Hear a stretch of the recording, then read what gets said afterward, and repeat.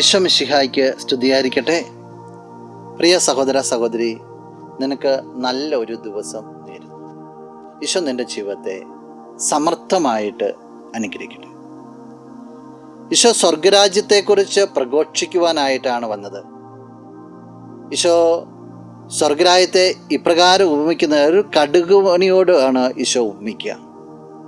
ഈശോ മത്തായി അറിയിച്ച സുവിശേഷം 13-ാം അധ്യായം 32-ാം തിരുവചനം ഇങ്ങനെ പറയുന്നു: അത് എല്ലാ വിത്തിനേക്കാൾ ചെറുതാണ്, എന്നാൽ വളർന്നു കഴിയുമ്പോൾ അത് മറ്റു ചെടികളെക്കാൾ വലുതായി ആകാശപ്പറവുകൾ വന്ന് അതിൻ്റെ ശിഖരങ്ങളിൽ ചേക്കേറാൻ തക്ക വിധം മരമായി തീരുന്നു. ഏറ്റവും നിസ്സാരമായ ഒരു കടുകുമണിയെക്കുറിച്ച് പറയുക. അത് ഏറ്റവും ചെറുതാണ്, വിത്തുകൾ ഏറ്റവും ചെറുതാണ്, പക്ഷെ അത് വളർന്ന് പന്തലിച്ച് പക്ഷികൾക്ക് ചേക്കേറാൻ തക്ക രീതിയിൽ ഒരു മരമായിട്ട് വളരുന്നു. ഏറ്റവും നിസ്സാരമായ നിന്ന് വലിയ ഒരു വികസനം. സ്വർഗരാജ്യത്തെക്കുറിച്ച് അതാ പറയുക. നീ ചെയ്യുന്ന ഓരോ ചെറിയ പ്രാർത്ഥനകൾ, നീ ചെയ്യുന്ന ഓരോ ചെറിയ പ്രവൃത്തികൾ, അത് എത്രമാത്രം ചെറുതാണെന്ന് നീ നോക്കണ്ട, അത് സ്വർഗരാജ്യത്തെ വികസിപ്പിക്കുവാനായിട്ട് ഇടവരും. നീ സ്വർഗരാജ്യത്തിൽ കർത്താവിനോടൊപ്പം പങ്കാളിയാണ്. അത് നീ എപ്പോഴും ഓർക്കണം. സ്വർഗരാജ്യത്തെ വികസിപ്പിക്കാൻ നിൻ്റെ ദൗത്യമാണ്. സ്വർഗത്തെ കാണിച്ചു കൊടുക്കുക എന്നുള്ളത്. ഇങ്ങനെ ഒരു സ്വർഗം നിനക്ക് വേണ്ടി കാത്തിരിക്കുന്നുണ്ടെന്ന് മറ്റുള്ളവരെ പഠിപ്പിക്കുക, അത് നിൻ്റെ ദൗത്യമാണ്.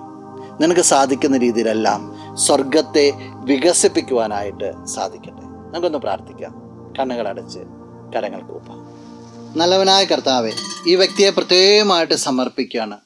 സാധിക്കുന്ന രീതിയിലെല്ലാം സ്വർഗരാജ്യത്തെ പടുത്തുയർത്തുവാനായിട്ട്, സ്വർഗരാജ്യത്തിന് വേണ്ടി നിലകൊള്ളുവാനായിട്ട് ഈ വ്യക്തിയെ നീ അനുഗ്രഹിക്കണമേ. ഈ ദിവസത്തിന് വേണ്ട കൃപകൾ, നന്മകൾ, സംരക്ഷണം എല്ലാം നൽകണമേ, ഇപ്പോഴും എപ്പോഴും എന്നേക്കും. ആമേൻ.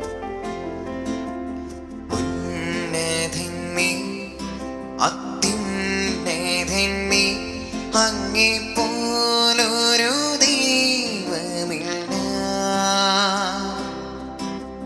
അത്ഭുതവാൻ അതിശയവാൻ നീ മാത്രമേ ദൈവമേ.